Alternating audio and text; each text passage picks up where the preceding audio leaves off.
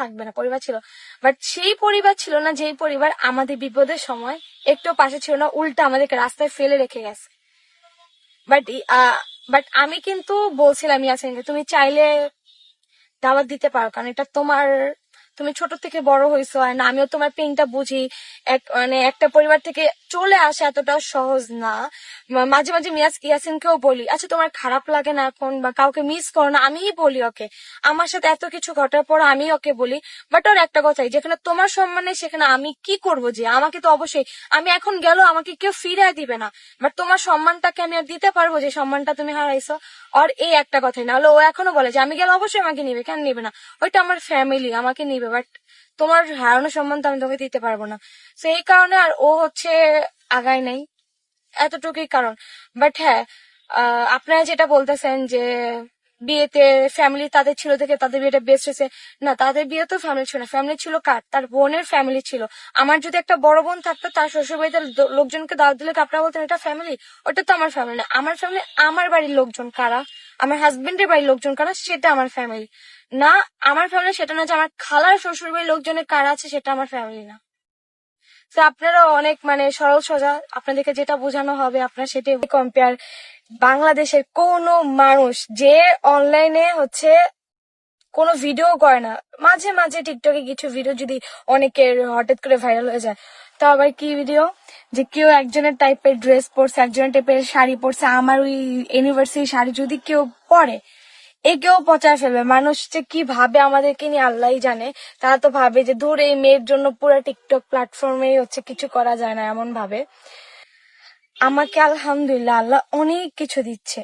আমার যদি মনে খারাপ কিছু থাকে, কাউকে নিয়ে হিংসা থাকে, বা যদি আমি খারাপ করতাম কোনো মানুষের সাথে, আমাকে কিন্তু আল্লাহ কখনো এই পর্যায়ে নিয়ে আসতো না। যেই পর্যায়ে এসে আমরা চায়না থেকে আসার পর দিনে আমার হাজবেন্ড প্ল্যান করে যে বাংলাদেশে যেহেতু তোমার ভালো লাগতেছে না, জাস্ট টিকটকে ঢুকে আমি ইয়াসিনকে বলেছি, ইয়াসিন কি চলতেছে এগুলো, একে নিয়ে কম্পেয়ার কেন ভাই? ইয়াসিন বলে আমি এক্ষুনি টিকিট কাটবো। দেন 2 দিন আগে আমাদের হচ্ছে টিকিট কাটা হয় আমার নেক্সট ট্রিপের।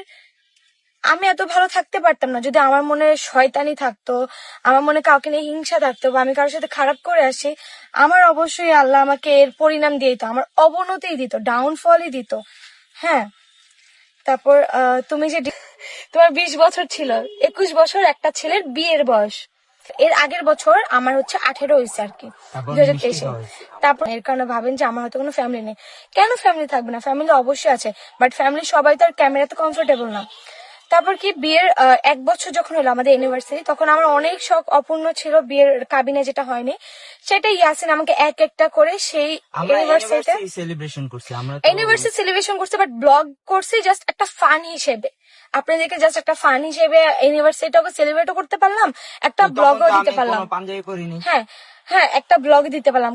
ইয়াসিন তো মাথায় মুকুট পরে নেবে, আমিও তো গোল্ড টোল্ড কিছু পরিনি, গেল সেটাও গেল।